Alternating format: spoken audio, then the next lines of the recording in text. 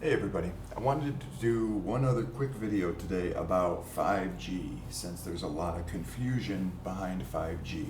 So what it is, what it isn't, and right off the bat, when you hear 5G, there's different things that it might be. So first off, 5G means the fifth generation of cell phone Wi-Fi, cell phone wireless carrier standards. And so this little graph here compares 5G to 4G in terms of download speeds and how it depends on the carrier. There's a ton of information out there, but what 5G is not, it's not that much different from 4G in terms of the technology that's used. They basically, when they go to 5G, they might use slightly different bands in the radio, bands where they're able to get more bandwidth, or there's less congestion, or there's more speed. Because of better frequencies. What it's not, though, is it's not a Chinese conspiracy, and it's not carrying coronavirus, and it's not anything terrible like that. It's not going to give you cancer any more than 4G or 3G or 2G would have. It's just an incremental improvement over the fourth generation of cell phone standard, right? So if that's all it is, then it doesn't seem like it's that confusing. Where it gets confusing is that's not the only 5G that exists out there. So this is 5G when we're talking about cell phone standards, right? Again, the fifth generation, and we would denote that with a big G. The next 5G is 5 gigahertz, and this refers to your Wi-Fi router. So traditionally, Wi-Fi routers that used A, B, G, or N ran on 2.4 gigahertz. That was the radio frequency that Wi-Fi ran off of. But 2.4 gigahertz got kind of congested because it's a free open frequency. And so it was used for a lot of wireless standards, not just Wi-Fi. It was used for Bluetooth, runs on a 2.4 gigahertz spectrum. A lot of wireless mice run on it as well. And since everybody and their brother has 2.4 gigahertz Wi-Fi routers and devices, tons of devices, tablets and laptops and everything, 2.4 gigahertz got kind of congested, and that's where 5 gigahertz comes in. I think some wireless N will run on 5, but 5 gigahertz is mainly for wireless AC. AC is the one that came after N. It's a newer Wi-Fi standard. They're changing the names of this as we speak to like Wi-Fi 4, 5, 6, whatever, but wireless N was the older standard as of today, February 2021. Wireless AC is really the current standard, and AC will run on 2.4 gigahertz or 5 gigahertz. The difference is 5 gigahertz doesn't have as long of a range, but it does have more speed within a shorter range. So you have to be closer. But if you are closer and you're on 5 gigahertz, you'll get more speed than you will if you're running at 2.4 at the same distance. That said, 2.4 gigahertz is still really useful because you get more distance out of it, and because so many devices still run on 2.4. As for security and stuff, they're effectively the same at this point. You should still be using WPA2. But, okay, so at any rate, we've got cell phone 5th generation, and we've got Wi-Fi 5 gigahertz, and now we've got the next thing, which is USB 3.0. And to confuse this even more, they changed the name of that to USB 3.1, and then I think they changed it to 3.1, Gen 1. Anyways, USB 3.0 is used for flash drives and all sorts of devices, and when you see the blue USB ports, those are usually USB 3.1 Gen 1, but they might be 3.1 Gen 2, which is now called 3.2. The reason I mention all of this is USB 3.0 was originally 5 gigabits per second. That was the speed of it, and it was way faster than USB 2.0. And that it matters for things like jump drives and hard drives and Ethernet adapters and things like that, and desktop docks where you need to have a lot of throughput that USB 2 couldn't do. USB 2 is still great for mice and keyboards, but it's not great when you have a lot of data that needs to be transmitted.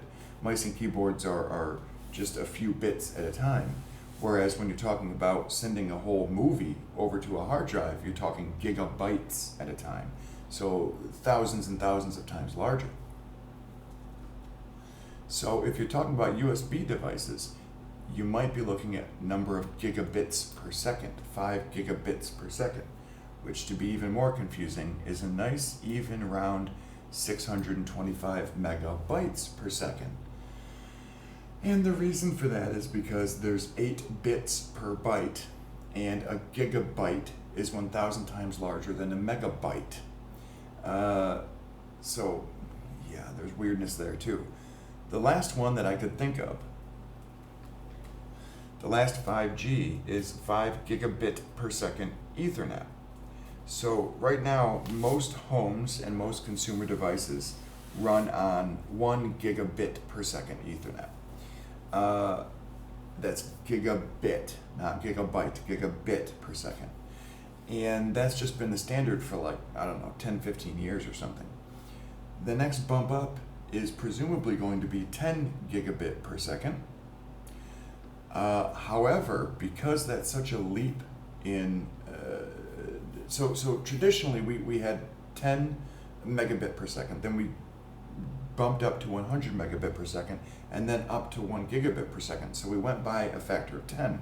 So the next logical step is 10 gigabit per second.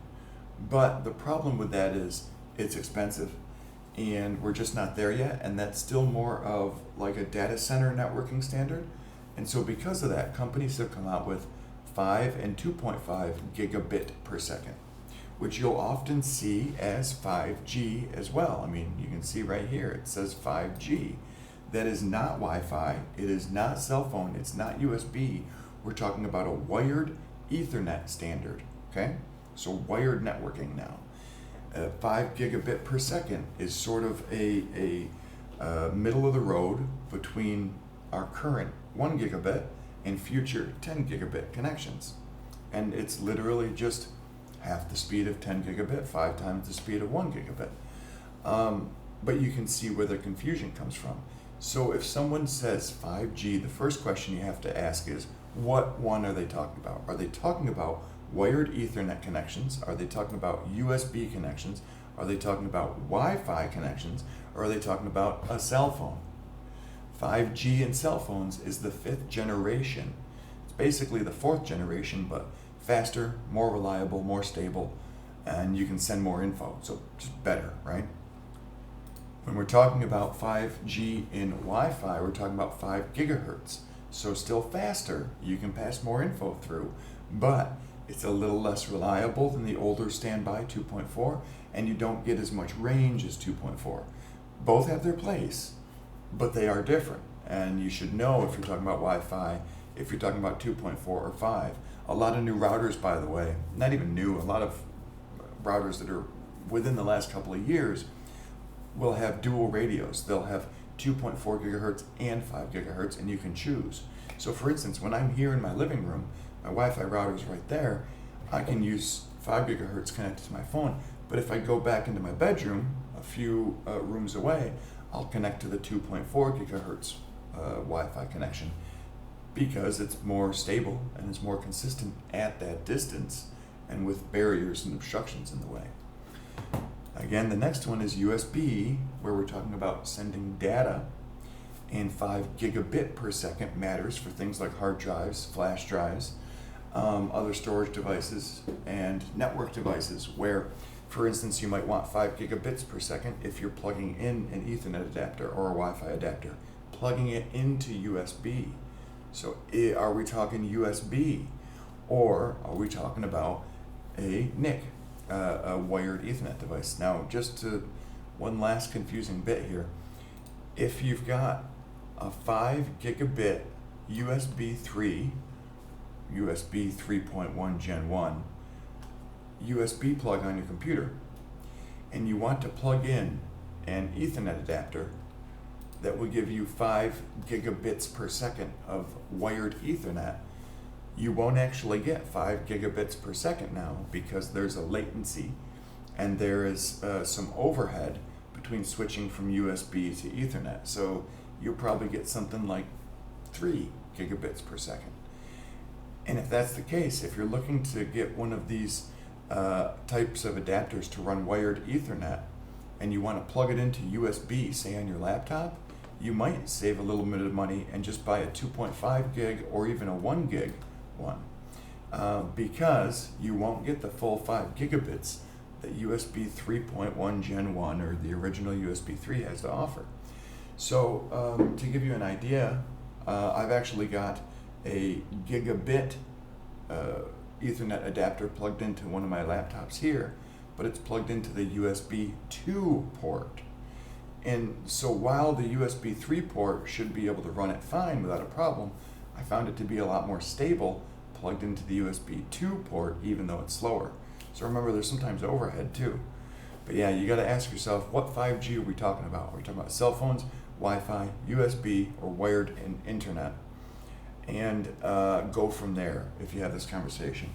But I would say probably the most important thing to remember is none of them are going to give you cancer. None of them are made by Chinese spies trying to steal your information. None of them want to bang your mother or beat up your sister. So just relax on all that. And for all the people in Britain who were burning down radio towers because of their 5G radios, well, that's just stupid. Y'all belong in prison for that. That's just dumb. There is some concern over Chinese 5G products, like made from like those that Huawei made. That's a thing for a whole other discussion. And because they were banned in many countries, because they're not being purchased in the US, for instance, other competitors will have 5G hardware that will take the spot of Huawei. Huawei, more or less, was just really the first to market with a complete solution, and that's why that's the one that we're talking about now, and because there are ties between Huawei and the Chinese government. And so it's a security concern, but it's not a concern to you and me, because the Chinese government does not care what you or I are doing online. We're just not important enough. So anyways, hopefully that was informational for a couple of you out there. Yeah, hope that helps. Enjoy.